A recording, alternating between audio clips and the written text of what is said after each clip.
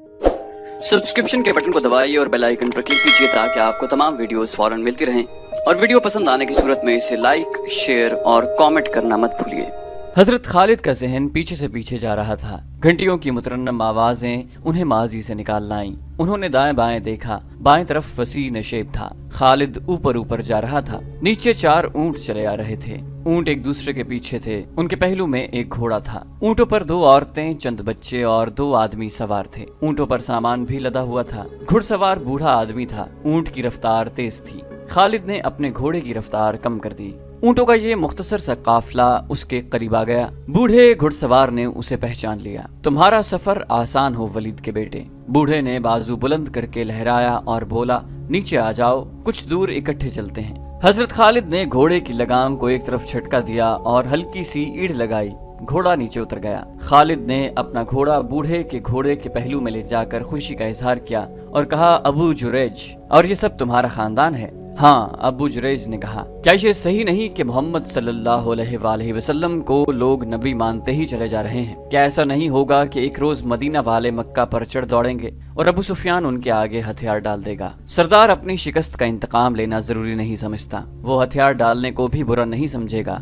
हजरत खालिद ने कहा, क्या तुम्हें याद नहीं कि हम सब मिलकर मदीना पर हमला करने गए थे तो मदीना वालों ने अपने इर्द गिर्द खंदक खोद डाली थी? हजरत खालिद ने कहा, मैं खंदक फलांग गया था, अक्रमा भी खंदक के पार चला गया था, मगर हमारा लश्कर, जिसमें तुम्हारे कबीले के जंगजू भी थे, दूर खड़ा तमाशा देखता रहा था। मदीना से पसपा होने वाला सबसे पहला आदमी हमारा सरदार अबू सुफियान था। मेरे बाजुओं में ताकत नहीं रही इब्ने वलीद। अबू जुरैज ने अपना एक हाथ, जो ज़ईफी से कांप रहा था, खालिद के आगे करके कहा, मेरा जिस्म जरा सा भी साथ देता तो मैं भी इस मार्के में अपने कबीले के साथ होता। उस रोज मेरे आंसू निकल आए थे जिस रोज मेरा कबीला मदीना से पसपा होकर लौटा था। अगर काब बिन असद धोखा न देता और मदीना पर 3-4 शब खून मार देता तो फतह यकीनन तुम्हारी होती। खालिद झुंझला उठा। उसने अबू जुरैज को कहर की निगाहों से देखा और चुप रहा।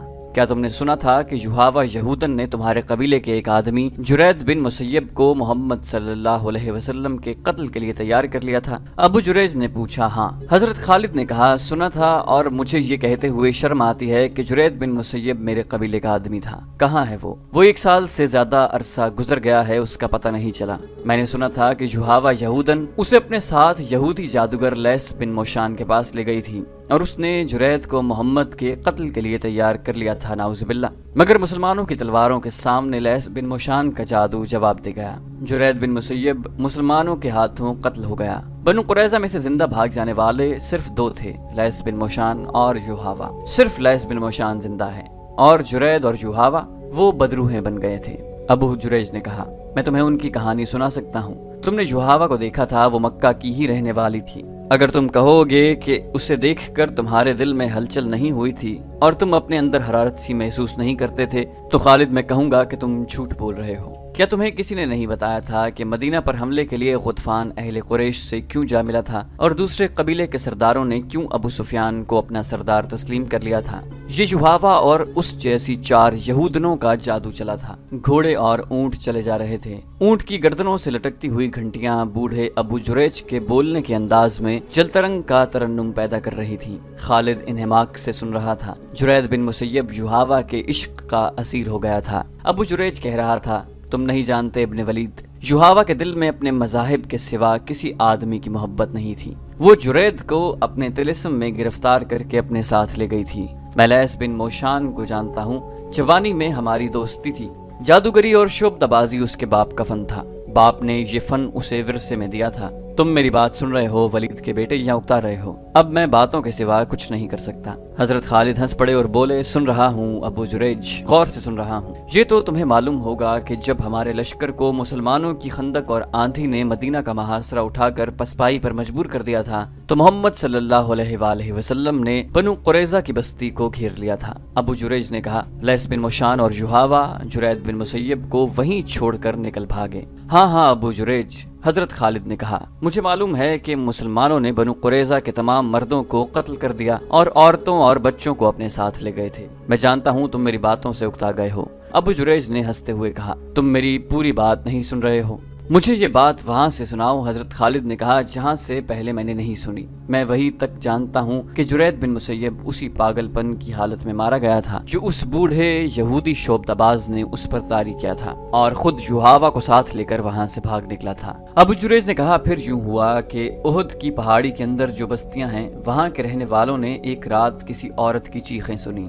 3-4 दलेर किस्म के आदमी घोड़ों पर सवार होकर तलवारें और बर्छियां उठाए सरपट दौड़े, लेकिन उन्हें वहां कोई औरत नजर न आई और चीखें भी खामोश हो गईं। वो इधर उधर घूम फिर कर वापस आ गए। ये चीखें सहराई लोमड़ी या किसी भेड़िए की भी हो सकती थीं। हजरत खालिद ने कहा, भेड़िए और औरत की चीख में बहुत फर्क है। अबू जुरैज ने कहा, लोग उसे किसी मजलूम औरत की चीखें समझे थे। वो ये समझ कर चुप हो गए कि किसी औरत को डाकू ले जा रहे हैं, या वो किसी जालिम खावंद की बीवी होगी और वो सफर में होंगे। लेकिन अगली रात यही चीखें एक और बस्ती के करीब सुनाई दी। वहाँ के चंद आदमी भी इन चीखों के ताक़ुब में गए, लेकिन उन्हें कुछ नजर न आया। उसके बाद दूसरी तीसरी रात कुछ देर के लिए ये निस्वानी चीखें सुनाई देती और रात की खामोशी में तहलील हो जाती। फिर इन पहाड़ियों के अंदर रहने वाले लोगों ने बताया कि अब चीखों के साथ औरत की पुकार भी सुनाई देती है, जुरैद जुरैद कहाँ हो। वहाँ के लोग जुरैद नाम के किसी आदमी को नहीं जानते थे। उनके बुजुर्गों ने कहा था कि ये किसी मरे हुए आदमी की बदरू है जो औरत के रूप में चीख चिल्ला रहे हैं। अबू जुरैज के बोलने का अंदाज में ऐसा तासुर था जो हर किसी को मुतासिर कर दिया करता था, लेकिन खालिद के चेहरे पर कोई तासुर न था जिससे पता चलता कि वो कबीला गुतफान के उस बूढ़े की बातों से मुतासिर हो रहा है। लोगों ने इस रास्ते से गुजरना छोड़ दिया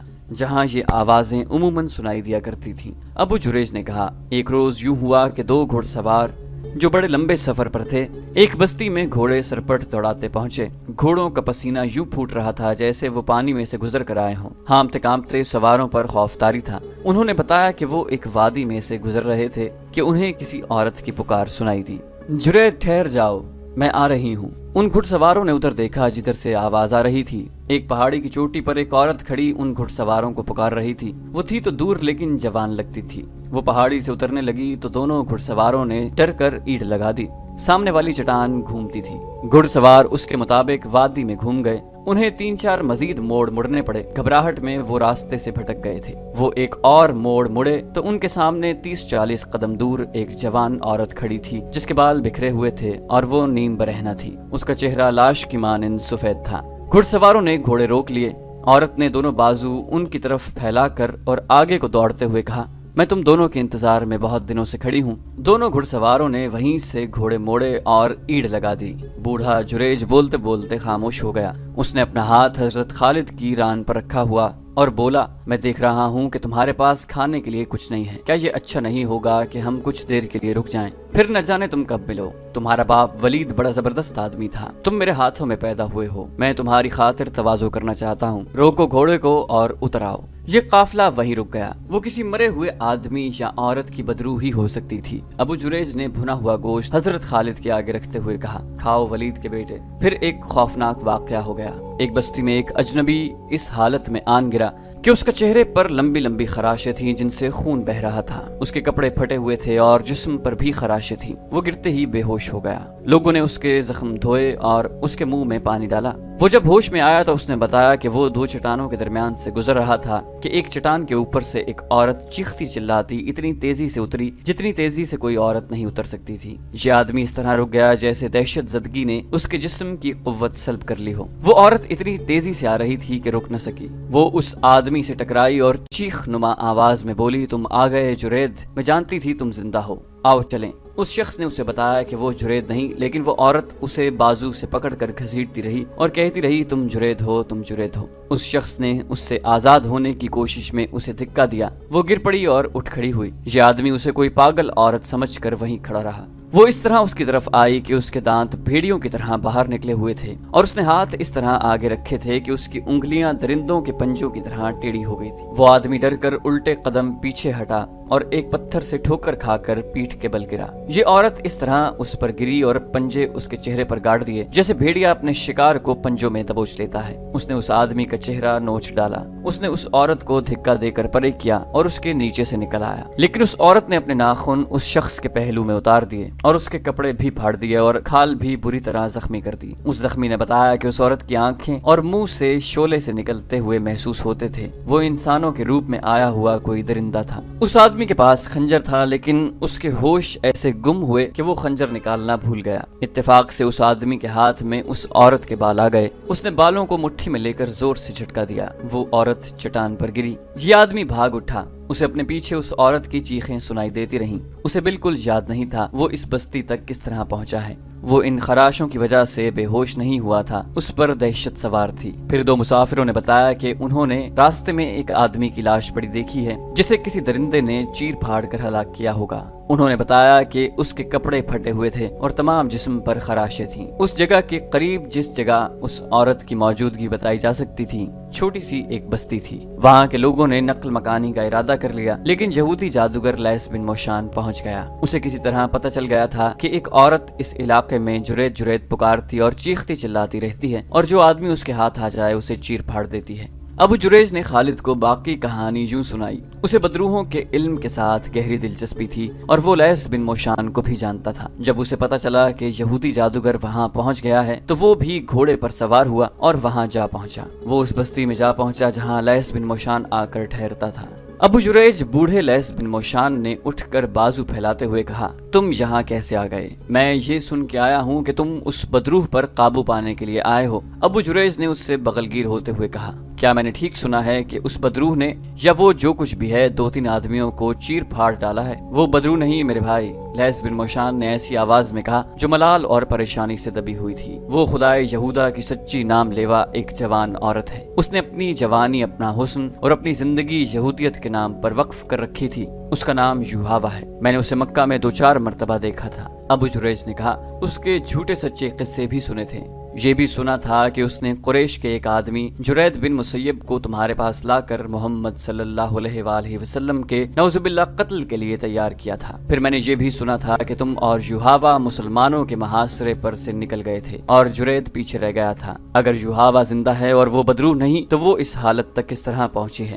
اس نے اپنا سب کچھ خدائے یہودا کے نام پر قربان کر رکھا ہے۔ لیس بن موشان نے کہا، لیکن وہ آخر انسان تھی، جوان تھی، وہ جذبات کی قربانی نہ دے سکی۔ اس نے جرید کی محبت کو اپنی روح میں اتار لیا تھا۔ جرید پر جتنا اثر میرے خاص عمل کا تھا اتنا ہی یوحاوا کی والہانہ محبت کا تھا۔ میں سمجھ گیا۔ ابو جریج نے کہا، اسے جرید بن مسیب کی موت نے پاگل کر دیا ہے۔ کیا تمہارا عمل اور جادو اس عورت پر نہیں چل سکتا تھا؟ لیس بن موشان نے لمبی آہ بھری اور بے نور آنکھوں سے ابو جریج کو ٹکٹکی باندھ کر دیکھا اور کچھ دیر چپ رہنے کے بعد کہا، میرا عمل اس پر کیا اثر کرتا؟ وہ مجھے بھی چیر پھاڑنے کو مجھ پر ٹوٹ پڑتی تھی۔ میرا عمل اس صورت میں کام کرتا کہ میں اس کی آنکھوں میں آنکھیں ڈال سکتا اور میرا ہاتھ تھوڑی دیر کے لیے اس کے ماتھے پر رہتا۔ جہاں تک میں اس علم کو سمجھتا ہوں، ابو جریج نے کہا، وہ پہلے ہی پاگل ہو چکی تھی اور تمہیں اپنا دشمن سمجھنے لگی تھی، اور اسے میرے خلاف دشمنی یہ تھی کہ میں جرید کو مسلمانوں کے رحم و کرم پر چھڑایا۔ لیس بن موشان نے کہا، میں اسے اپنے ساتھ لا سکتا تھا، لیکن وہ اس حد تک میرے طلسماتی علم کے زیر اثر آ چکا تھا کہ ہم اسے زبردستی لاتے تو شاید وہ مجھے یا یوحاوا کو قتل کر دیتا۔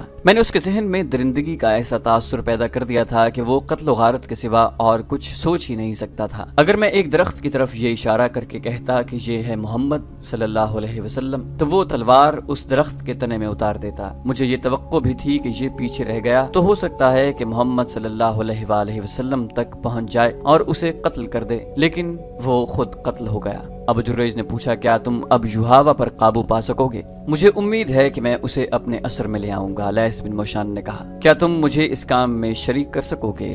ابو جریج نے پوچھا۔ میں کچھ جاننا چاہتا ہوں، کچھ سیکھنا چاہتا ہوں۔ لیس بن موشان نے کہا، اگر بڑھاپا تمہیں چلنے دے تو چلو، میں تھوڑی دیر تک روانہ ہونے والا ہوں۔ یہاں کے کچھ آدمی میرے ساتھ چلنے کو تیار ہو گئے ہیں۔ اور پھر خالد بن ولید، بوڑھے ابو جریج نے اپنے پاس بیٹھے ہوئے خالد کے کندھوں پر ہاتھ رکھ کر جذباتی لہجے میں کہا، ہم دونوں بوڑھے اونٹوں پر سوار اس پہاڑی علاقے میں پہنچے جہاں کے متعلق بتایا گیا تھا کہ ایک عورت کو دیکھا گیا ہے۔ ہم تنگ سی ایک وادی میں داخل ہو گئے۔ ہمارے پیچھے 10-12 گھڑ سوار اور 3-4 شتر سوار تھے۔ وادی میں داخل ہوئے تو ان سب نے کمانوں میں تیر ڈال دیے۔ وادی آگے جا کر کھل گئی۔ ہم دائیں کو گھومے تو ہمیں کئی گدھ نظر آئے جو کسی مردار کو کھا رہے تھے۔ ایک صحرائی لومڑی گدھوں میں سے دوڑتی ہوئی نکل آئی۔ میں نے دیکھا اس کے منہ میں ایک انسانی بازو تھا اور لومڑیاں بھاگیں اور گدھ اڑ گئے۔ وہاں انسانی ہڈیاں بکھری پڑی تھیں، سر الگ پڑا تھا، اس کے بال لمبے ادھر ادھر بکھرے ہوئے تھے، کچھ کھوپڑی کے ساتھ تھے، آدھے چہرے پر ابھی کھال موجود تھی، وہ یوحاوا تھی۔ لیس بن موشان کچھ دیر اس کی بکھری ہوئی ہڈیوں کو اور ادھ کھائے چہرے کو دیکھتا رہا۔ اس کی آنکھوں سے آنسو بہہ کر اس کی دودھ جیسی داڑھی میں جذب ہو گئے اور پھر ہم وہاں سے آ گئے۔ لیس بن موشان اور یوحاوا نے جرید بن مسیب کو محمد صلی اللہ علیہ وسلم کے قتل کے لیے نعوذ باللہ تیار کیا تھا۔ حضرت خالد نے ایسے لہجے میں کہا جس میں طنز کی ہلکی سی جھلک تھی، جرید بن مسیب مسلمانوں کے ہاتھوں قتل ہوا اور یوحاوا کا انجام تم نے اپنی آنکھوں سے دیکھا ہے، کیا تم سمجھے نہیں ہو ابو جریج؟ حضرت خالد نے ایسے لہجے میں کہا جس میں طنز کی ہلکی سی جھلک بھی تھی، جرید بن مسیب مسلمانوں کے ہاتھوں قتل ہوا اور یوحاوا کا انجام تم نے اپنی آنکھوں سے دیکھا ہے، کیا تم سمجھے نہیں ہو ابو جریج؟ بوڑھے ابو جریج نے کہا، ہاں، لیس بن موشان کے جادو سے محمد صلی اللہ علیہ وسلم کا جادو زیادہ تیز اور طاقتور ہے۔ لوگ ٹھیک کہتے ہیں کہ محمد صلی اللہ علیہ وآلہ وسلم کے ہاتھ میں جادو ہے۔ اس جادو کا ہی کرشمہ ہے کہ اس کے مذہب کو لوگ مانتے ہی چلے جا رہے ہیں۔ جرید کو قتل ہونا ہی تھا۔ حضرت خالد نے کہا، میرے بزرگ دوست، اس بدروح کے قصے مدینہ میں بھی پہنچے ہوں گے لیکن وہاں کوئی نہیں ڈرا ہوگا۔ محمد صلی اللہ علیہ وسلم کے پیروکاروں نے تسلیم ہی نہیں کیا ہوگا کہ یہ جن، بھوت یا بدروح ہے۔ ابو جریج نے کہا، محمد صلی اللہ علیہ وسلم کے پیروکاروں کو ڈرنے کی کیا ضرورت ہے؟ محمد صلی اللہ علیہ وسلم کے جادو نے مدینہ کے گرد حصار کھینچا ہوا ہے۔ محمد صلی اللہ علیہ وآلہ وسلم کو نعوذ باللہ قتل نہیں کیا جا سکتا۔ وہ احد کی لڑائی میں زخمی ہوا اور زندہ رہا۔ تمہارا اور ہمارا اتنا زیادہ لشکر مدینہ کی اینٹ سے اینٹ بجانے گیا تو ایسی آندھی آئی کہ ہمارا لشکر تتر بتر ہو کے بھاگا۔ میدان جنگ میں محمد صلی اللہ علیہ وسلم کے سامنے جو بھی گیا اس کا دماغ جواب دے گیا۔ کیا تم جانتے ہو خالد، محمد صلی اللہ علیہ وآلہ وسلم کے قتل کی ایک اور کوشش ناکام ہو چکی ہے؟ حضرت خالد نے کہا، سنا تھا، پوری بات کا علم نہیں۔ یہ خیبر کا واقعہ ہے۔ ابو جریج نے کہا، مسلمانوں نے خیبر کی یہودیوں پر چڑھائی کی تو یہودی ایک دن بھی جم کے مقابلہ نہ کر سکے۔ فریب کار قوم میدان میں نہیں لڑ سکتی۔ حضرت خالد نے کہا، یہودی پیٹھ پر وار کیا کرتے ہیں اور وہ انہوں نے خیبر میں کیا۔ ابو جریج نے کہا، یہودیوں نے مقابلہ تو کیا تھا لیکن ان پر محمد صلی اللہ علیہ وسلم کا خوف پہلے ہی طاری ہو گیا تھا۔ میں نے سنا تھا کہ جب مسلمان خیبر کے مقام پر پہنچے تو یہودی مقابلے کے لیے نکل آئے۔ ان میں سے بعض محمد صلی اللہ علیہ وسلم کو پہچانتے تھے۔ کسی نے بلند آواز سے کہا کہ محمد صلی اللہ علیہ وسلم بھی آئے ہیں۔ پھر کسی اور نے چلا کر کہا، محمد صلی اللہ علیہ وسلم بھی آئے ہیں۔ یہودی لڑے تو صحیح لیکن ان پر محمد صلی اللہ علیہ وآلہ وسلم کے خوف ایسا سوار ہوا کہ انہوں نے ہتھیار ڈال دیے۔ تو دوستو، یہ تھی ہماری آج کی ایپیسوڈ۔ امید کرتے ہیں آپ کو ہماری ایپیسوڈ پسند آئی ہوگی۔ جانے سے پہلے اس ویڈیو کو لائک، شیئر اور کامنٹ کرنا مت بھولیے، اور اگر آپ ہمارے چینل پر نئے ہیں تو اسے سبسکرائب کیجیے اور بیل آئیکن پر کلک کیجیے تاکہ آپ کو تمام ویڈیوز فوراً ملتی رہیں۔ اگلی ویڈیو تک کے لیے اپنا خیال رکھیے۔ اللہ حافظ۔